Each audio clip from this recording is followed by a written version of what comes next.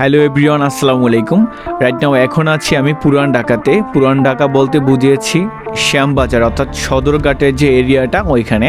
তো আমি বিশেষ একটা কাজে গিয়েছি, তো ভাবলাম যে আমাদের পুরান ঢাকা শ্যামবাজার বা সদরঘাট এখানে কিছু দৃশ্য রয়েছে। যে পুরান ঢাকা তো বুঝেন যে বাংলাদেশের ঐতিহ্যবাহী জায়গা বা বাংলাদেশের শুরুর লগ্ন থেকে এই জায়গাটাই ছিল, সবাই জানতো চিনতো সদরঘাটে। এটা হচ্ছে পুরান ঢাকার শ্যামবাজার, যে ওই যে মার্কেট বলে না, যে কাঁচা বাজার যেটা আর কি, এটা হচ্ছে কাঁচা বাজার মার্কেট শ্যামবাজারের। তো এইখানে হচ্ছে পাইকারি বিক্রি করা হয় বিভিন্ন ধরনের কাঁচা বাজার তরি তরকারি।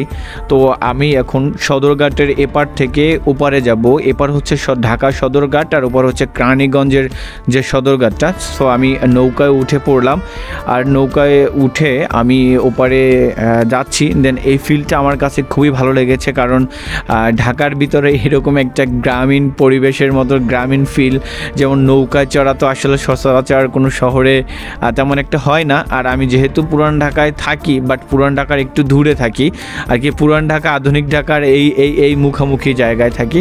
দেন আমি খুব উপভোগ করতেছিলাম, প্রচণ্ড রোদ ছিল, দেন ওই জন্য ছাতি ধরা ছিল মাথায় আমার।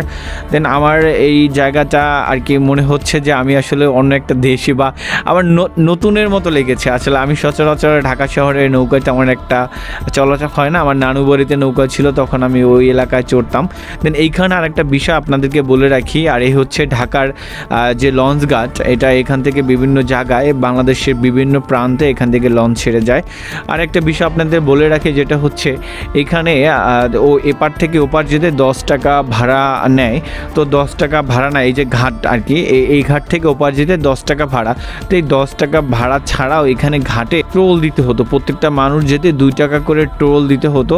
দেন এখন সেই টোলের যে জায়গাটা সেটা ভেঙে ফেলছে। এই যে বৈষম্য বিরোধী ছাত্র আন্দোলনের যে সরকারের পতন হওয়ার পরে এখানে যে আর কি সিন্ডিকেট ছিল, সেই সিন্ডিকেটটা ভেঙে ফেলছে। এখান থেকে যারা উঠতো তারা 2 টাকা দিয়ে যেত, এবং 2 টাকা আর কি এরকম 2 টাকা 5 টাকা করে নিত। দেন এইখানে একটা ঘর ছিল, এই যে জায়গাটা দেখতে পাচ্ছেন, এই ঘরটা ভেঙে ফেলা হয়েছে।